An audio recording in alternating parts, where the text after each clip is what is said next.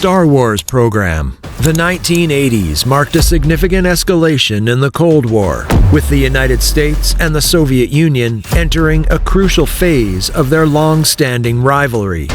It was during this time that President Ronald Reagan launched the Strategic Defense Initiative, famously nicknamed the Star Wars program. This ambitious plan was focused on creating a space-based defense system equipped with lasers capable of shooting down incoming missiles, especially those launched by the Soviet Union. But in 1987, it became clear that the technologies being considered were far from ready for deployment, requiring a minimum of 10 additional years of research to even judge their viability. The project was formally concluded in 1993 by the Clinton administration, which redirected its attention to the Theater Ballistic Missiles and changed the agency's name to the Ballistic Missile Defense Organization. However, the project gained widespread attention, not due to the technologies that it produced, but rather due to a series of disturbing events. The mysterious and untimely deaths of 25 British scientists working for GEC Marconi, the UK division involved with the initiative. A handful of these incidents occurred between 1982 and 1985. But the bulk of them unfolded in a concentrated span from August 1986 to October 1988.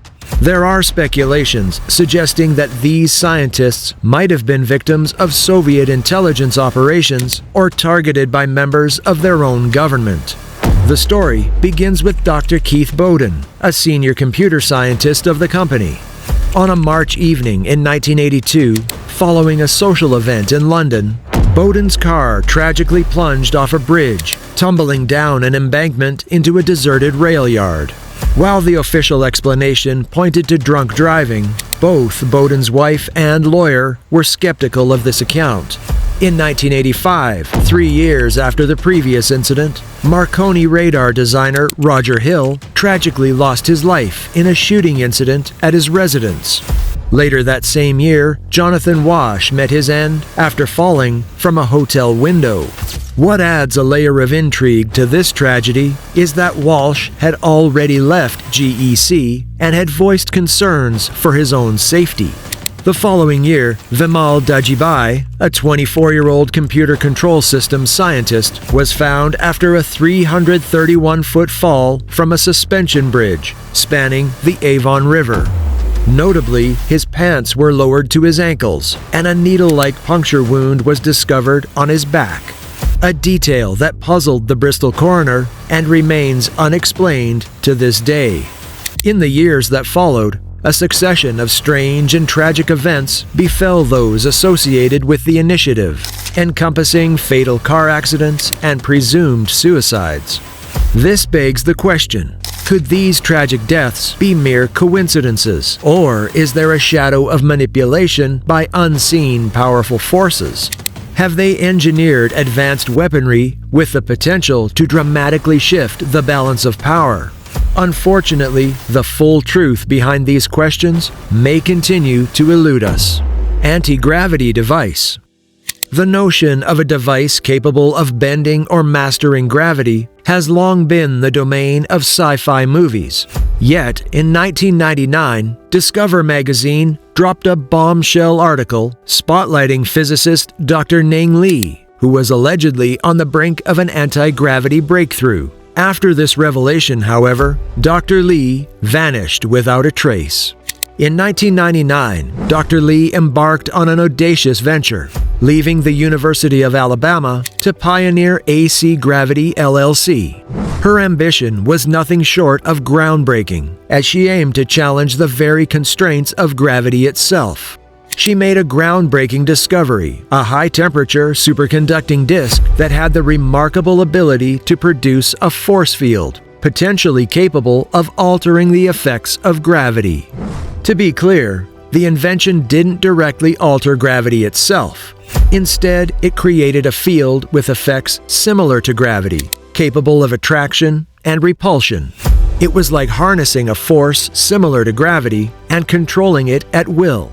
This innovative technology could act as a protective shield in space, safeguarding the International Space Station from minor meteor impacts and debris by either deflecting or capturing them, much like a celestial bodyguard.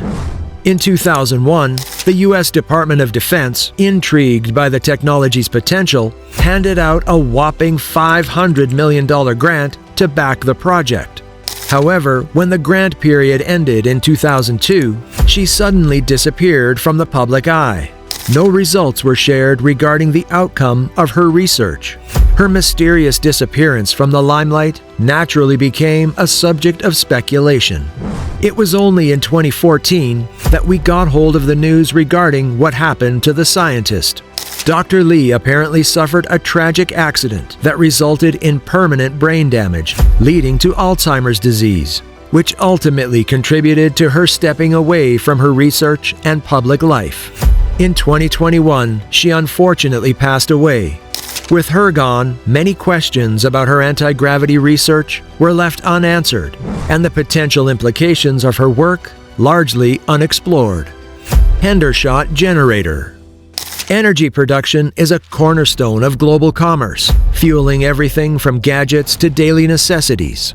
This industry has become extremely lucrative as well, producing companies with billion-dollar valuations. Just imagine the shockwaves through the industry if a device could create energy at no cost. The very foundations of major energy corporations would be shaken. This was precisely what Lester Hendershot's invention did in the late 1920s.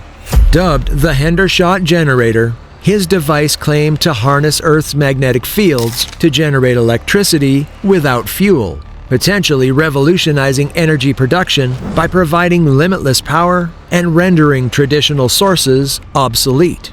Hendershot's device featured a unique coil design, capacitors, a circuit that vibrated, and coils next to a magnet, built mainly from old phone and radio parts. After assembling it, he'd spend time attaching a wire to various points until a buzz and a lit bulb indicated it was generating power. Adjusting the space between the coils and the magnet fine-tuned the device, which could power gadgets like TVs and radios when it actually worked, which was hit or miss. Between 1928 and 1960, the fuelless generator was showcased numerous times, winning over numerous observers, among them the famed aviator Charles Lindbergh. The device was even showcased to the U.S. media, successfully passing all evaluation tests during the demonstration. As anticipated, he faced significant pushback, particularly from those who stood to lose the most from his invention. Naturally, these large corporations are unlikely to stand by idly as a single invention threatens to disrupt their revenue streams. They've gone to great lengths to debunk his creation as mere illusion. However, Hendershot was someone who wouldn't give up easily. He tirelessly refined his free energy generator into the 60s, believing it could capture the U.S. Navy's interest. Armed with prototypes and a comprehensive plan, he was poised for a resurgence. However, he faced political obstacles in promoting his invention and ultimately planned to relocate his operations to Mexico. In 1961, Hendershot aimed for one last reveal of his generator, intending to share detailed insights on its construction and functionality with leading electronic engineering circles. However, the true nature of his device's power source remained a mystery, as Hendershot suddenly passed away on April 26th of that year. Hendershot's death was cloaked in controversy, leaving several questions unanswered.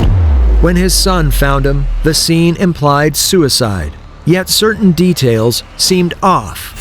The lack of an in-depth probe into the matter fueled speculation among Hendershot's relatives and others, leading them to consider if his pioneering work had antagonized powerful figures within the energy sector.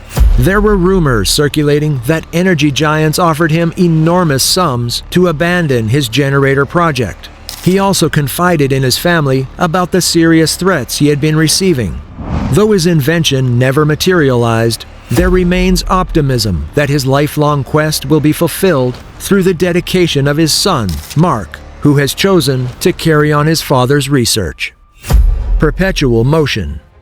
The pursuit of perpetual motion machines has a rich history that reaches back to the Middle Ages, and perhaps even earlier. For thousands of years, numerous inventors have been captivated by the idea of creating a machine that could continuously operate and perform useful functions without stopping. However, it was Victor Schauberger, a visionary naturalist and inventor hailing from Holschlag, Austria, who made waves with a revolutionary approach to perpetual motion.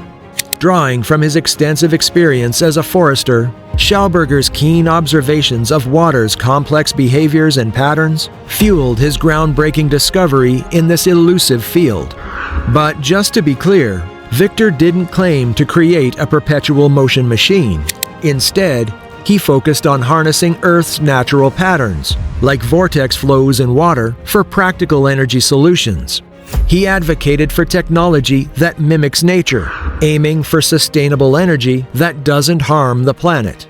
Victor thought that water swirling in a whirlpool could power itself by imploding, which is the opposite of how things like cars and engines explode to work.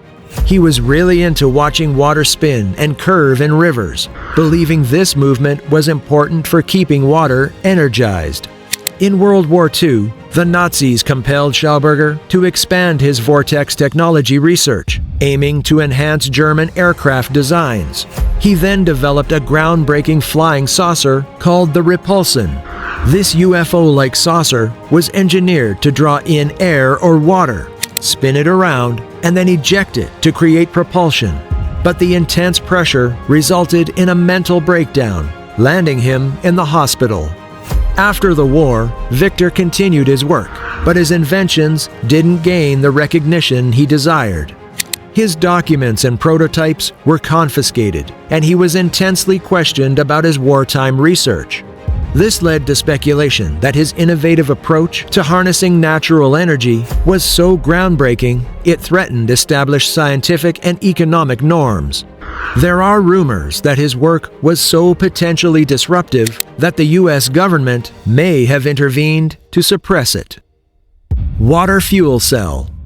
As fuel costs continue to rise, one can't help but wonder about the feasibility of utilizing water, a widely available resource, as an alternative energy source for vehicles.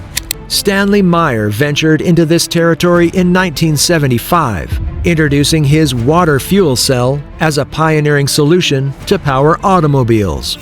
Stanley Meyer's water fuel cell was ingeniously designed to use minimal water, applying an electrical current to split water molecules into hydrogen and oxygen.